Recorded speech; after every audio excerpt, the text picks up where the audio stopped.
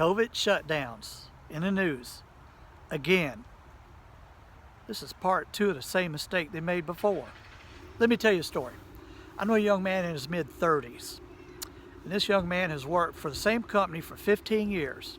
They make parts. He's in manufacturing. Now, because of his leadership skills and his skills at innovation, there are many plants in this company that know who he is. He's been sent to different plants to teach some of these things. So he decided to get a degree. Now, they told him that, and in good faith, they told him, if you'll get this degree, we can promote you. And you can go almost anywhere you want. And you can almost write your own check.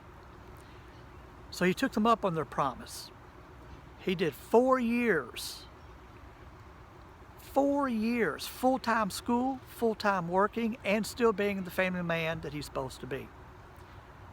In an education that is very, very demanding. Well, he graduated, and guess when he graduated? He graduated right when the first set of COVID shutdowns started to happen. He couldn't get moved. They had a hiring freeze, as did most companies. He couldn't move. Even now, he's having a hard time with this degree hanging on his wall. He even told me, he said, I looked at that degree, and what's it do? It just sits on the wall and looks at me back. Right now, it is doing me no good. This is what COVID shutdowns do. Now, let me go further. Many small businesses died. Mom and pop operations died. Some even a little bit bigger businesses. We lost some restaurants here in town, chain restaurants that couldn't hold up under the shutdowns.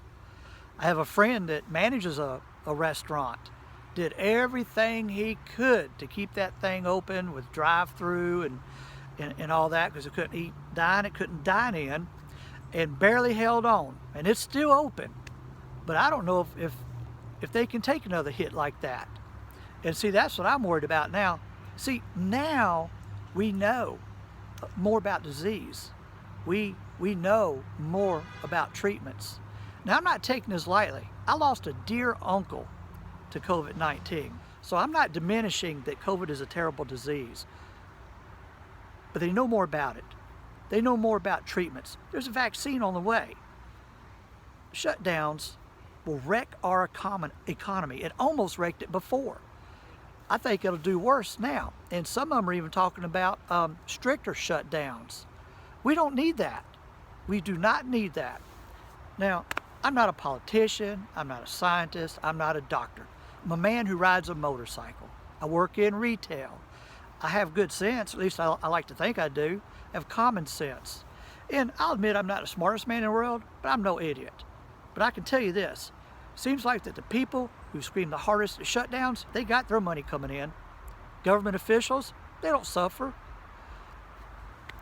People like me and you, we're the ones that suffer. We have to worry about our bills. Those guys, they don't have to suffer. And I wonder if some of them even care. If it didn't cost them a vote, I don't know that some of them would even care.